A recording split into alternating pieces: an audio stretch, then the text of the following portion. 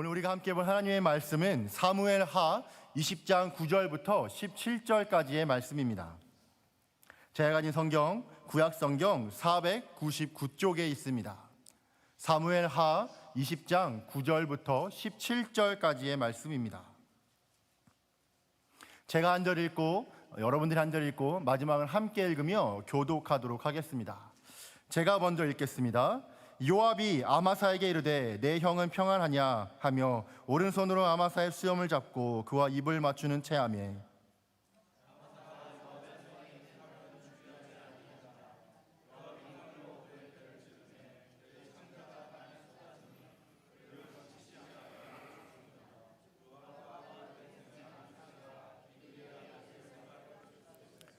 요압의 청년 중 하나가 아마사 곁에 서서 이르되 요압을 좋아하는 자가 누구이며 요압을 따라 다윗을 위하는 자는 누구냐 하니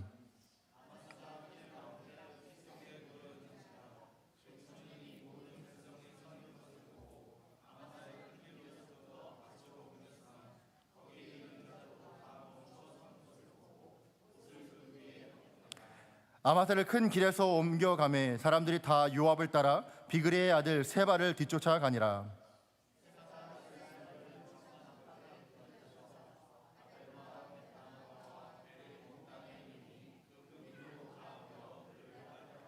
이에 그들이 벤아마가 아벨로 나서 세바를 애우고 그 성읍을 향한 지역 언덕 위에 토성을 쌓고 요압과 함께한 모든 백성이 성벽을 쳐서 헐고자 하더니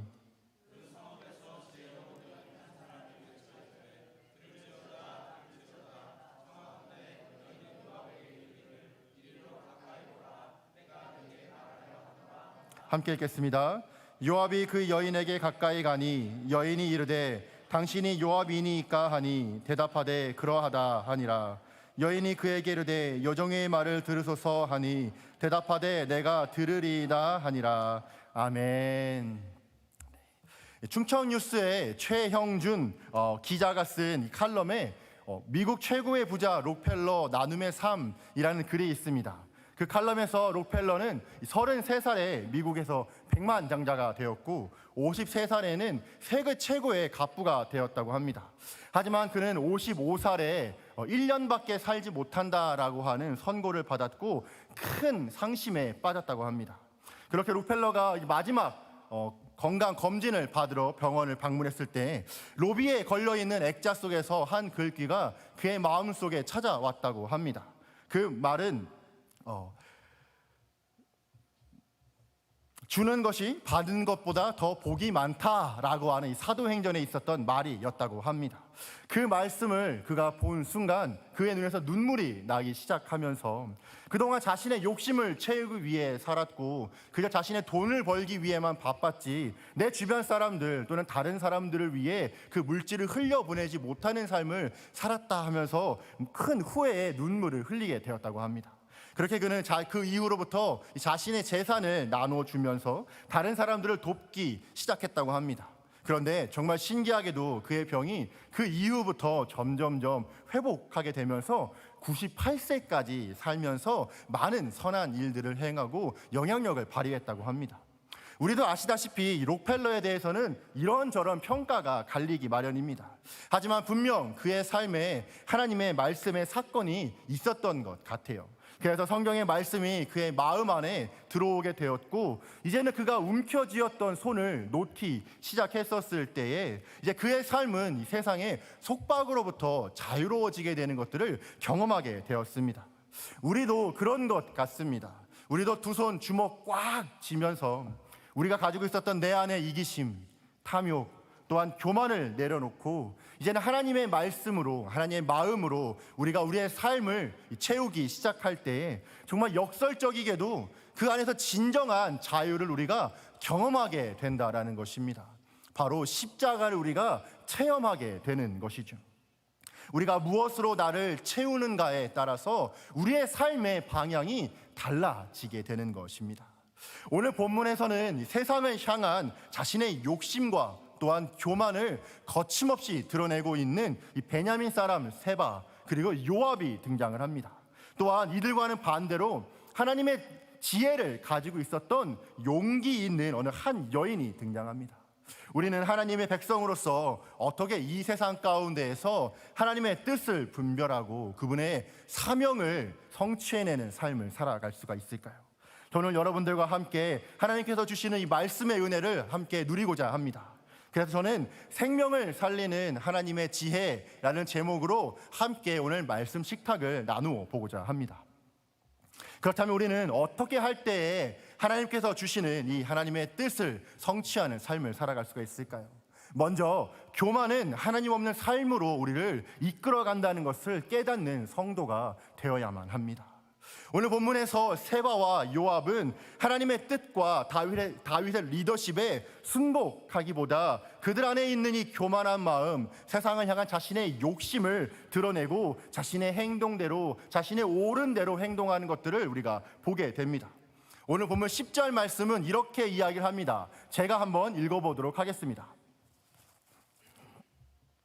아마사가 요압의 손에 있는 칼을 주의하지 아니한지라 요압이 칼로 그의 배를 찌르매 그의 창자가 땅에 쏟아지니 그를 다시 치지 아니하여도 죽으리라. 요압과 그의 동생 아비새가 비그리의 아들 세바를 뒤쫓을세. 아멘.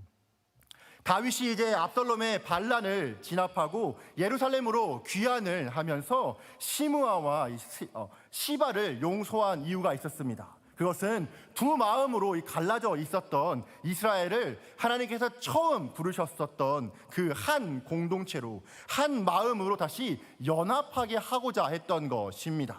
그래서 이제 막 응급처치를 하고 상처를 이렇게 꿰매어 봉합을 했으니 이젠 더 이상 어떻게 해서든 이스라엘 안에 있는 내전을 피하려고 했었던 것입니다.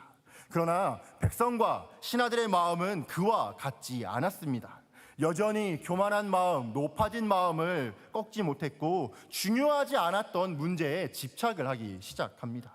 결국 다윗이 그토록 피하고자 했었던 이 분열로 다시 이스라엘을 이끌어가는 모습을 보게 됩니다.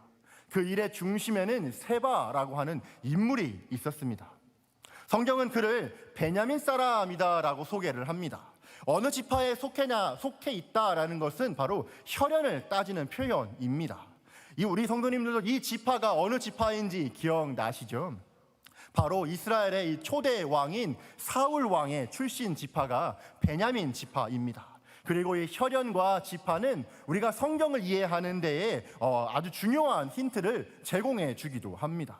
이 다윗을 중심으로 한 남쪽의 유다 지파와 이 북쪽의 에브라임을 중심으로 하는 이 10개의 지파가 완전하지는 않았지만 어느 정도 이제 연합되어지고 화합되어져 가는 모습들을 보게 됩니다. 그래서 어느 정도는 이 지파 사이에 눈치 싸움을 하고 있었는데 이 베냐민 지파 사람 세바가 나타나서 다윗의 권위를 인정하지 못하겠다라고 합니다. 그러면서 다시 말하자면 하나님께서 기름 부어 세우신 이 권위에 순복하지 않고 다른 지파 사람들을 부추겨서 반역을 주도하게 됩니다. 1절에서는요, 이 세바를 가리켜서 불량배라는 말로 표현을 합니다. 이 말은 무가치한 사람 또는 파괴적인 사람을 의미하는 단어입니다. 이 영어 성경인 ASV 버전에서는 막대 먹은 사람이라고 번역을 하고 NIV에서는 말썽꾼이라고 번역을 했습니다. 또한 한글 성경인 공동 번역 성경에서는 건달이라는 말로 표현을 하기도 했습니다. 이 말의 대표적으로 이 엘리 제사장의 아들이었던 홈니 그리고 비느하스를 가리킬 때 쓰는 말이 이 말이었고 다윗을 이유 없이 모독했던 나발을 칭할 때에도 이와 동일한 단어를 사용했었습니다. 이러한 표현에서 우리가 잘 알다시피 이 다윗을 대항하여서 반역을 일으켰던 이 세바는 도덕성이 굉장히 낮고 폭력적인 사람이었던 것 같습니다. 그리고 악을 도모하는 이 불량배 같은 사람이었던 것이죠. 그리고 그 무엇보다도 성경에서는 그에 대해 말할 때 하나님에 대해 전혀 언급하는 것이 없는 것으로 보아서 하나님을 따르지 않는 사람이었던 것으로 보입니다. 시편 53편에서 다윗이 말하고 있는 것처럼 마음에 이르기를 하나님이 없다라고 이르는 여기는 아주 어리석은 사람이었던 것이죠. 이스라엘의 10개 지파는 이 세바의 선동이 있자 이내 다윗을 등지고 세바를 쫓아가기 시작합니다.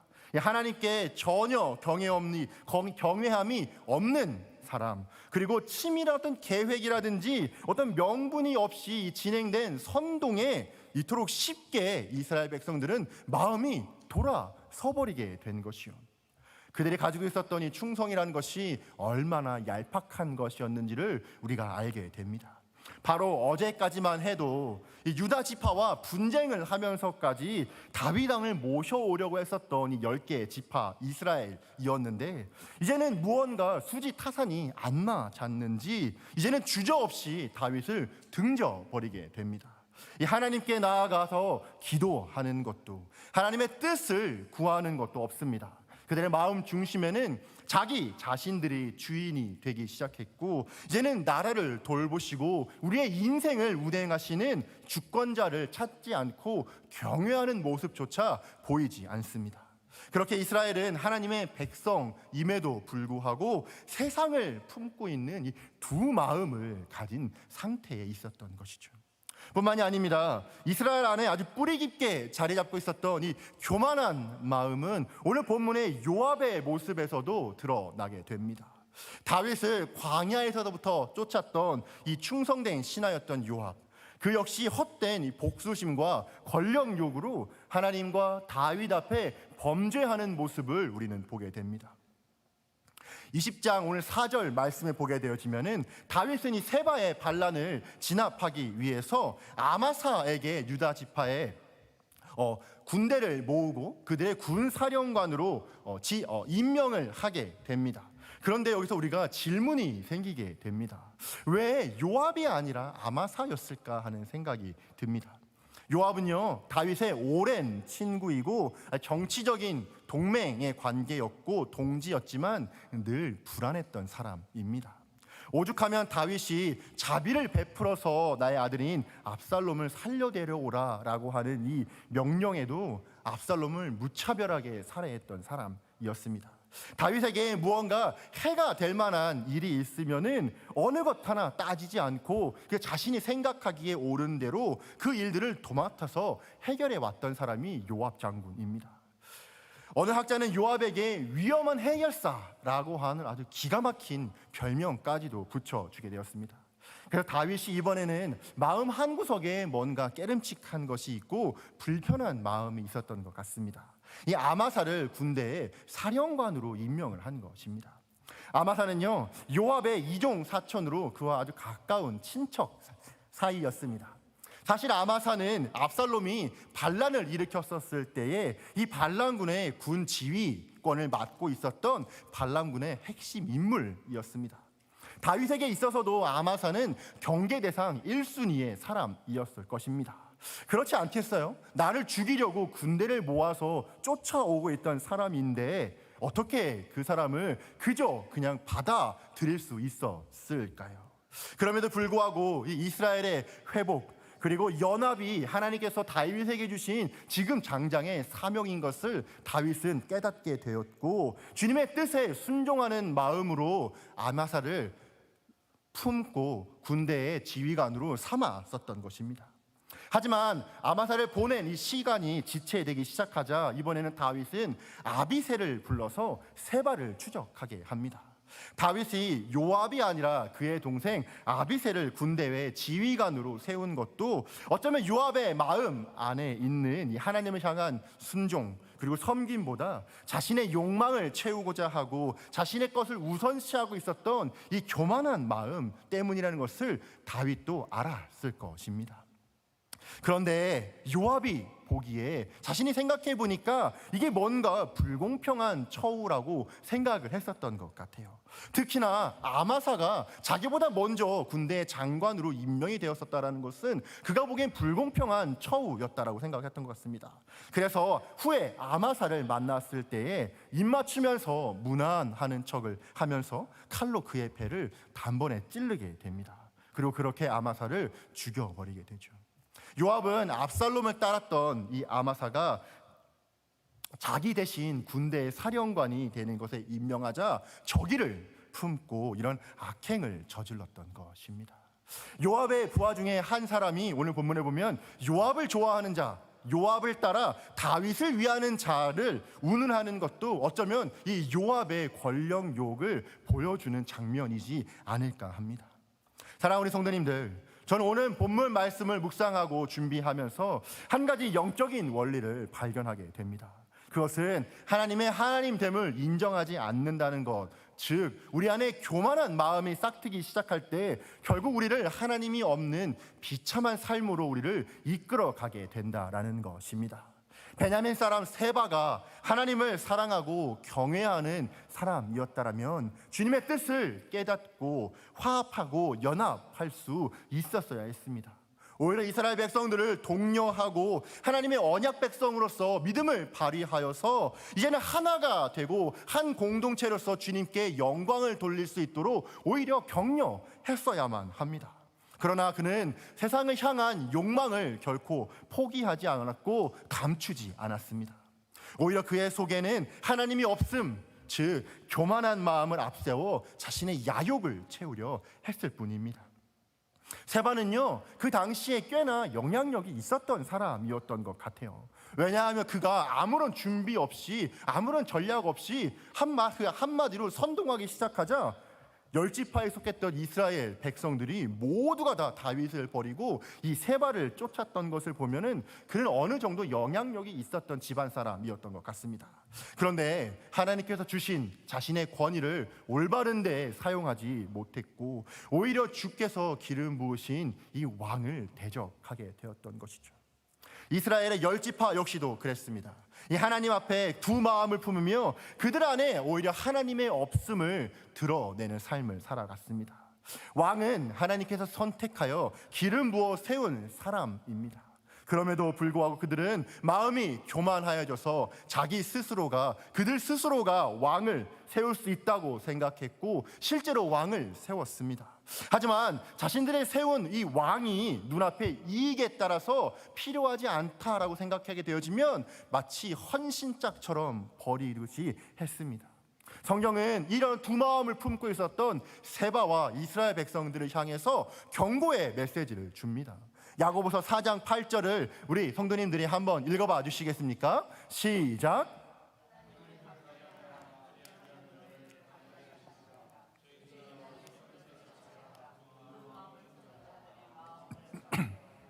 아멘.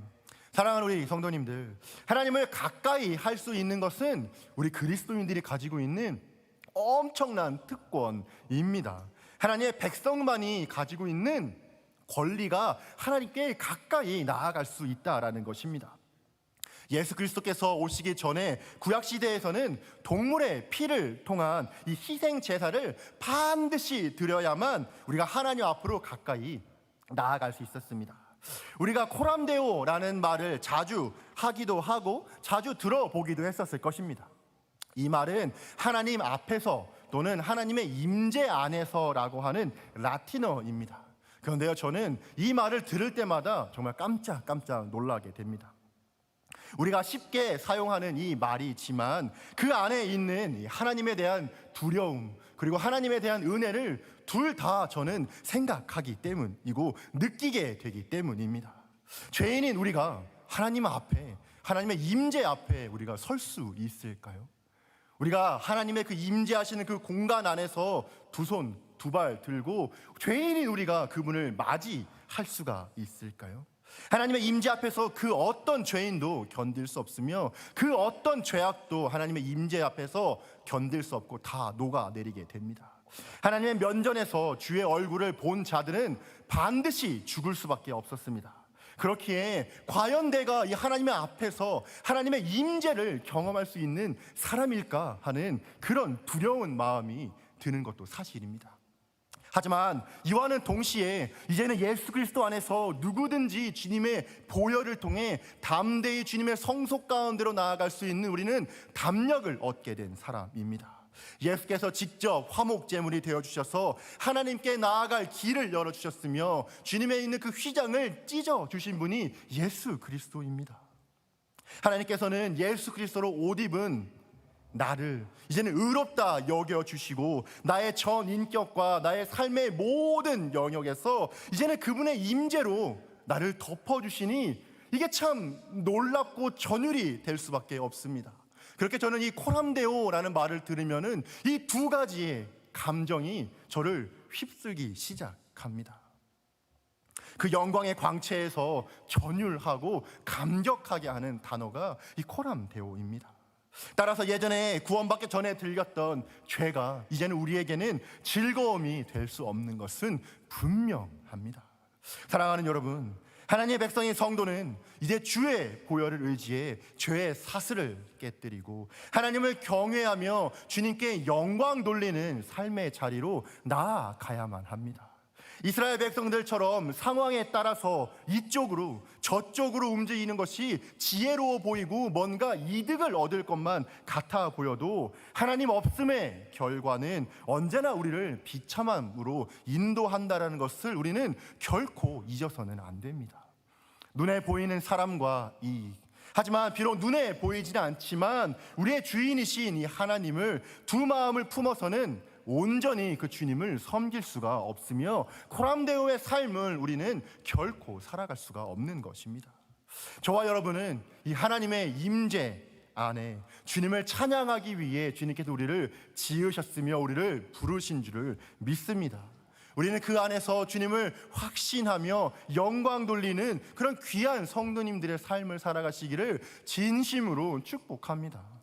뿐만이 아닙니다. 요압도 그의 마음 안에 하나님 두기를 거부했고 자신의 죄성과 욕망이 이끌어가는 삶을 살았습니다.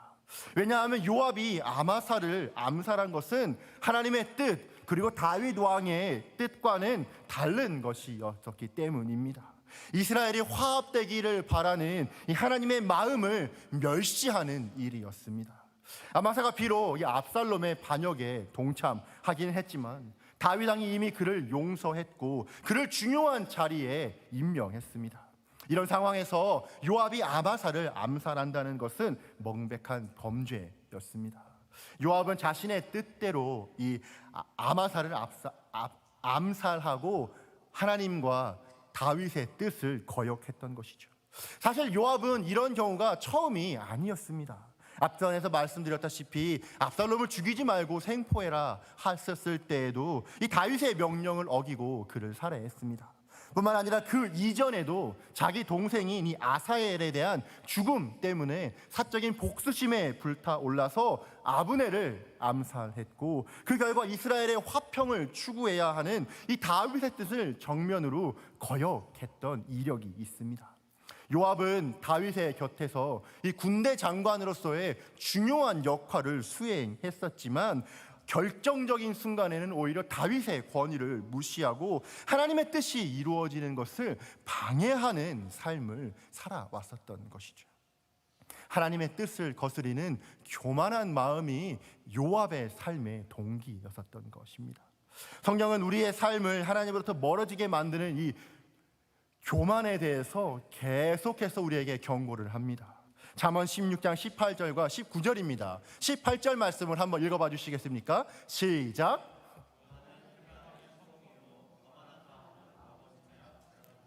겸손한 자와 함께하여 마음을 낮추는 것이 교만한 자와 함께하여 탈취물을 낳는 것보다 나으니라.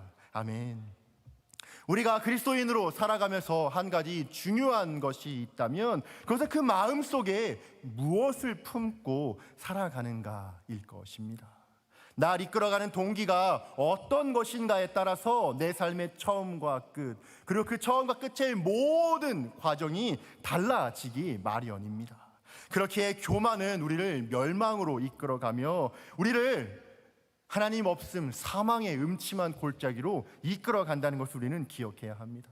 아주 먹음직스러워 보이게 포장이 잘 되어 있고 달콤한 냄새를 풍기고 있지만 정작 영양가는 전혀 없는 오히려 건강을 해치는 정크푸드와 같은 것이 바로 교만이라고 하는 것입니다. 오늘 성경에 등장하는 이 요압과 세바처럼 하나님을 두기를 거부하고 오히려 하나님을 대적하는 마음을 품고 산다라는 것은 이 죄의 어두운 막막한 바다에서 나침판을 자기 스스로 버리는 것과 같은 행동입니다. 이 세상에서 하나님이 주시는 생명과 빛을 누리는 삶을 살 수 없습니다.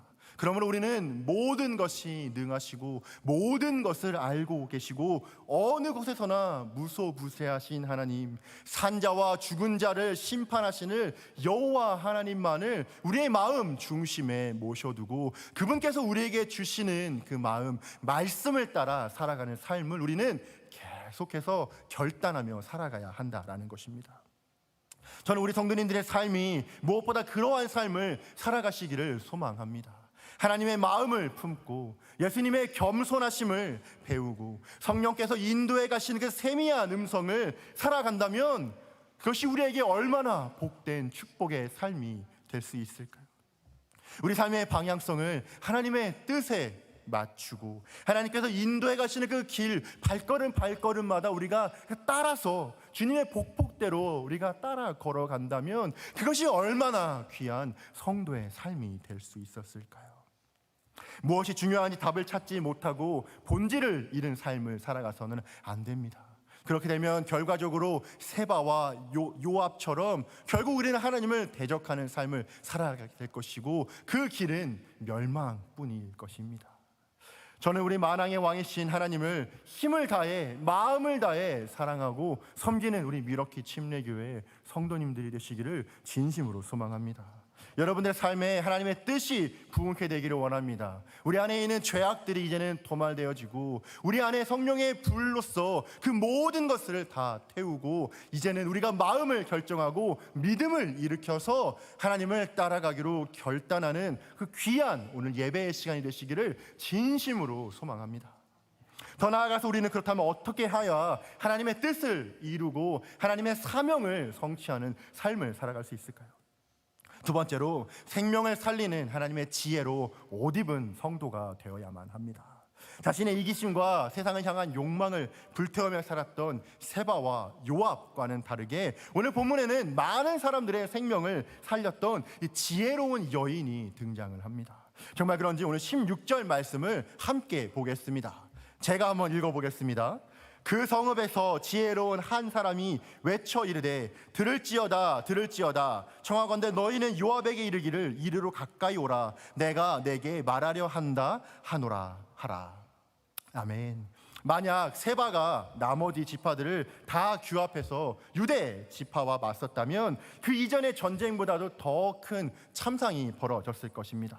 하지만 이 다윗 왕의 빠르고 적절한 대치 그리고 이 요압의 장악력과 카리스마 덕분에 세바는 모든 지파를 두루 다녔지만 그럼에도 불구하고 납달리 지파의 최북단까지 쫓겨가게 됩니다. 사진을 한번 보여주시겠습니까? 잘 보이시는지 모르겠습니다. 제일 맨 꼭대기에 있는 6번이라고 쓰여 있는 곳이 바로 오늘 이 세바가 마지막에 쫓겨간 곳입니다. 이스라엘의 국경선에 거의 다 있는 곳입니다. 그것은 갈릴리 호수 북쪽의 아벨 또한 벤마아 또는 베림이라고 불리는 지역이었고 그것은 역대하 16장 4절을 보게 되어지면은 아벨마임이라고 불리는 도시였었습니다. 이 아벨이라는 말은 이 목장이라는 뜻이고 마임이라는 말은 물을 가리키는 말입니다. 다시 말하자면 이곳에서는 풍부한 물과 또한 넓은 초원지대가 있는 요새와도 같은 곳이었던 것입니다. 지도에서 보시다시피 꽤나 먼 거리까지 요압이 추격해 들어갔던 것입니다. 그리고 이제는 요압 장군이 정면으로 그들과 공성전을 벌이려고 하고 있습니다. 흙을 모아서 토성을 쌓고 이제는 아벨 성벽을 허물어 버리려 하는 이 책략을 사용하고 있는 것이죠. 하지만 그렇게 혹독하게 반란군을 진압하게 된다면 그 과정에서 많은 인명과 재산 피해가 날 것은 너무도 분명해 보입니다. 그런데요, 이때 이 성읍에서 한 명의 지혜로운 여인이 등장을 합니다. 성경에서는 그녀의 이름을 소개하고 있지는 않지만 그녀는 다윗의 장군인 이 요압에게 면담을 요청하게 합니다. 그리고 16절에 보게 되어지면 들을지어다 들을지어다 하면서 아주 다급하게 말하는 것을 보게 됩니다. 우리도 그렇지 않습니까? 뭔가 다급한 일이 발생이 되어지면 반복하게 말하게 됩니다. 안 돼, 안 돼, 안 돼 하면서 한 번 말하는 게 아니라 여러 번 반복해서 얘기를 하죠. 이 지혜로운 여인이 보기에도 지금 이 상황이 너무도 다급해 보였던 것 같습니다. 금방이라도 마을이 파괴되고 성벽이 허물어질 것 같은 그 위급한 상황을 느낀 것입니다. 그래서 이 여인은 요압에게 아벨 성은, 당신이 이 멸망시키려 하는 이 성은 하나님의 지혜로운 도시이고 화평하고 충성된 도시인데 왜 이 성읍을 무너뜨리려고 합니까? 라고 말합니다. 다시 말하자면 요압 장군님, 이 도시는 하나님의 도시이고 주님께서 우리에게 주신 도시인데 왜 멸망시키려 하는 것입니까? 라고 묻는 것입니다. 요압이 지금 무슨 일을 하려고 하는지를 이 여인은 너무도 지혜롭게 상기시키고 있는 것이죠. 여러분, 혹시 2004년에 개봉했던 영화인 태극기 휘날리며라는 영화를 기억하십니까? 그 영화의 배경은 한국전쟁입니다. 그 영화 속에서는 한 형제가 등장을 하는데요, 형이었던 이 진태 그리고 동생인 진석이가 한국전쟁이 발발하게 되면서 징집을 당하게 됩니다. 그리고 이 전쟁을 겪는 과정에서 이 형제의 우애, 그리고 그를 둘러싼 이 주변 사람들의 심리적인 이 변화를 묘사한 영화였었습니다. 저도 이 영화를 처음에 보면서 이 주인공이었던 이 장동건과 원빈의 외모에 반해서 그만 우와 잘생겼다 하면서 봤었던 기억이 있습니다. 그러나 영화를 보고 그 이후에 이 전쟁이 가져오게 되는 그 맹목적인 미움, 그리고 이기심, 그리고 사람의 인간성의 파괴가 얼마나 이 비참한 것인지를 마음 한구석이 아련하게 아리게 될 정도로 느끼게 됐었습니다. 혹시 우리 성도님 중에서는 전쟁을 겪어보신 분들도 혹시라도 있으실지 모르겠습니다. 하지만 우리 중 대부분의 사람들은 이 직접적인 전쟁을 경험해 본 적은 없을 것입니다. 이 전쟁이라고 하는 이 극한의 심리 상태에 몰리게 되면은 어느덧 처음 왜 우리가 전쟁을 하게 되는지 그 목적을 잊어버리게 되고 이 미움, 다툼, 적개심에 휩싸여서 상대방을 무조건 죽이려고만 하는 그런 마음이 남는 경우가 많게 된다고 합니다. 이 요압 장군과 이스라엘 군대 사람들이 그러지 않았을까요? 이 요압이 아벨 성을 치기 위해 토성을 쌌습니다. 그리고 정확히 그때 어떠한 마음을 가졌는지 성경은 이야기하지 않기 때문에 우리는 알 수 없지만 맹목적인 적개심과 이 공명심으로 어떻게든 성을 점령해야겠다라는 마음이 그들 가운데 휘몰아쳤던 것 같습니다. 이에 지혜로운 여인은 요압이 다시 한번 이 전쟁의 목적과 본질이 무엇인지를 깨닫게 해준 것이죠. 19절에서는요, 이 아벨성을 가르쳐서 이 지혜로운 여인이 어머니와 같은 성, 또한 여호와의 기업이라는 표현을 합니다. 어머니의 같은 성이라는 말은 이 고대 히브리 지역에 있었던 아주 관용적인 표현이고 독특한 표현이었습니다. 단지 규모가 큰 성이라기보다는 어떤 이스라엘에게 있어서 중요한 성, 가치가 있는 성 또는 필요한 성을 의미할 때 이 단어를 사용했습니다. 또한 이 여호와의 기업이라고 하는 말의 의미는 이스라엘 백성이 가나안 땅을 정복한 후에 하나님께서 친히 제비를 뽑아서 베풀어 준 땅이니 마땅히 하나님께서 주신 약속대로 우리가 이 땅에 살아가는 것이 당연한 권리입니다 라는 말을 함축하고 있는 표현입니다. 그러므로 이 여인은 지금 당신이 멸망시키려 하고 있는 이 아벨성이 단지 한 개의 성이 아니라 하나님께서 주신 분기시기 때문에 결코 파괴하는 우를 범해서는 안 됩니다 라고 이야기를 하고 있는 뜻이시죠.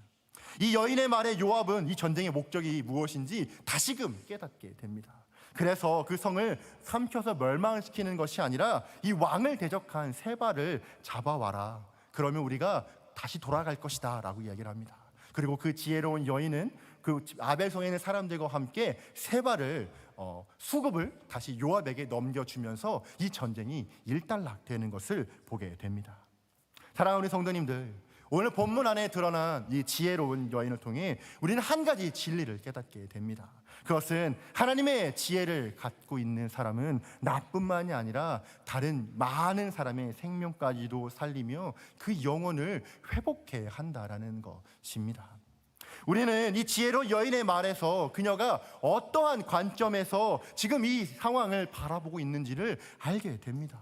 이 여인은 지금 현재 당면하고 있는 전쟁의 긴박한 상황 가운데서도 그 이 문제가 바로 말씀과 신앙의 차원에서 그가 당하고 있는 상황을 바라보고 있었다라는 것입니다.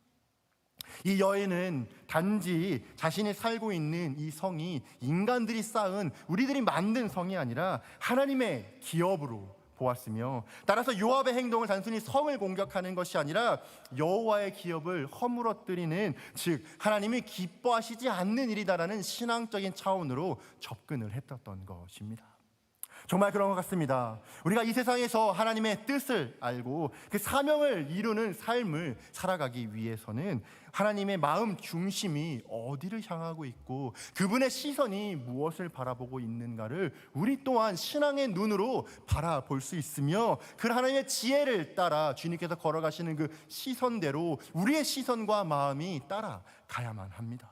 우리 인생의 본질을 제대로 깨닫게 되지 못한다면 세바와 이 요압처럼 어리석은 삶을 살아가게 되기 때문입니다.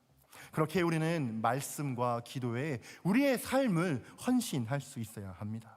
하나님의 말씀 앞에서 우리의 인생의 본질이 무엇인지, 무엇이 우리에게 하나님을 경험하게 하는지, 하나님의 우리에게 주신 사명과 주님의 그 뜻은 무엇인지, 우리가 어떻게 그 뜻을 성취하며 살아갈 수 있는지 알기 위해서는 끊임없이 주야로 주의 말씀을 묵상하며 그분의 말씀은 내 삶 가운데에 살아내려고 하는 그 믿음의 삶이 우리에겐 끊임없이 요구되게 된다는 것입니다.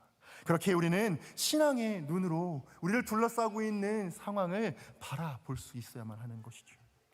사랑하는 우리 성도님들, 혹시라도 이러한 이 하나님의 지혜를 내가 어디서 발견할 수 있겠습니까? 라고 걱정하시는 분들이 혹시 계십니까?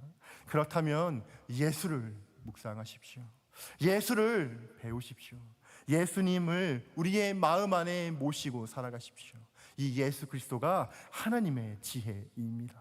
예수 그리스도는 태초 이전부터 하나님의 말씀이며 지혜였고 창조의 원리였습니다. 뿐만 아닙니다. 첫째 아담이 사단에게 속아 하나님의 언약을 깨뜨리고 온 인류를 범죄함 가운데에 나아가게 하고 멸망과 심판을 받게 했습니다. 그러나 둘째 아담이신 이 예수 그리스도의 구속으로 우리는 영원한 사망에서 영생을 얻게 되었고 하나님의 나라를 유업으로 물려받게 되었습니다.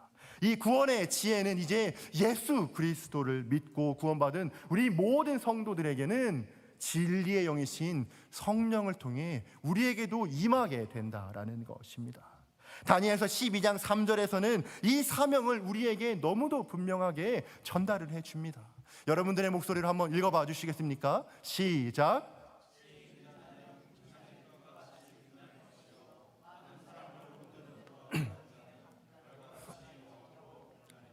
아멘. 오늘 본문에서 이 여인은 오직 지혜를 가지고 하나님의 지혜로 이 문제 가운데 나아갔습니다.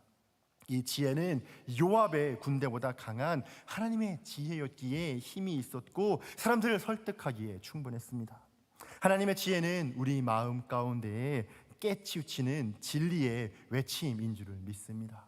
여러분, 영적으로 잠들어 있는 분이 계십니까? 주의 말씀을 묵상하십시오. 그리고 그분의 말씀 가운데로 더 나아가십시오. 그분이 우리의 이 잠들어 있는 영혼을 깨우는 소리를 들으십시오. 세상에서는 다시 되돌릴 수 없는 네 가지가 있다라고 합니다. 그것이 과연 무엇일까요? 혹시 예상해 보실 수 있으시겠습니까? 첫 번째는요, 엎질러진, 발음이 잘 안 나오네요. 엎질러진 물이라고 합니다. 두 번째는 시위를 떠난 화살, 세 번째는 흘러가 버린 시간, 그리고 네 번째는 내뱉은 말이라고 합니다. 이 가운데 말은 반드시 그 대상이 있기 때문에 우리는 더욱더 조심하고 신중하게 내뱉을 수 있어야 합니다. 우리의 말에는 영향력이 있습니다. 하나님도 말씀으로 세상을 창조했습니다. 우리의 이 말은 사람을 생명을 살리기도 하고 또한 죽이기도 하는 것이 우리의 말입니다. 이 선동하는 말로 이스라엘 지파를 부추겨 그리고 또한 반란 일으켰던 이 세바는 허무한 최후를 맞았고 그를 따르던 무리도 흩어져 버리게 되었습니다. 이 파괴적인 말로 하나님의 기업을 허물려고 했었던 요암 역시도 그 계획이 무너져 내렸습니다. 하지만 여인의 이 지혜로운 말은 아벨 성과 그 안에 사는 많은 사람들, 또한 요압 장군조차도 생명을 지키고 그 안에 있는 영혼을 다시 회복시키게 하는 능력이 있었습니다. 사랑하는 여러분, 우리가 하나님의 뜻을 이루며 살기 위해서는 꼭 필요한 것이 바로 이 하나님의 마음, 그리고 그분의 마음으로부터 나오는 생각과 말인 줄을 믿습니다. 생각은 말을 결정하고 행동을 결정합니다. 말은 다른 어떠한 것보다도 가장 먼저 드러나는 생각의 행동입니다. 그렇게 우리는 이 말을 늘 조심하고 하나님의 지혜로운 말, 사람을 살리는 말, 덕을 세우는 말, 우리 공동체에서 하나님을 바라보게 하며 신앙으로 우리를 더딥혀주는 그런 말들을 할 때 하나님께서는 우리의 마음을 기뻐하시며 우리의 삶을 축복해 주시고 우리 교회 안에 끊임없이 하나님의 그 은혜를 부어 주실 줄을 믿습니다. 저는 우리 사랑하는 성도님들의 삶이 이런 하나님의 지혜로 풍성한 삶이 되기를 소망합니다. 여러분들이 하는 그 말과 행동이 하나님을 기쁘시게 하고 성도를 세우며 교회 안에 덕을 끼치는 그런 귀한 축복의 말들, 또한 축복의 통로로서 살아가는 우리 귀한 성도님들, 또한 우리 사랑하는 미러키 침례교회가 되기를 진심으로 소망합니다. 오늘 들은 말씀을 기억하며 함께 기도하고 싶습니다.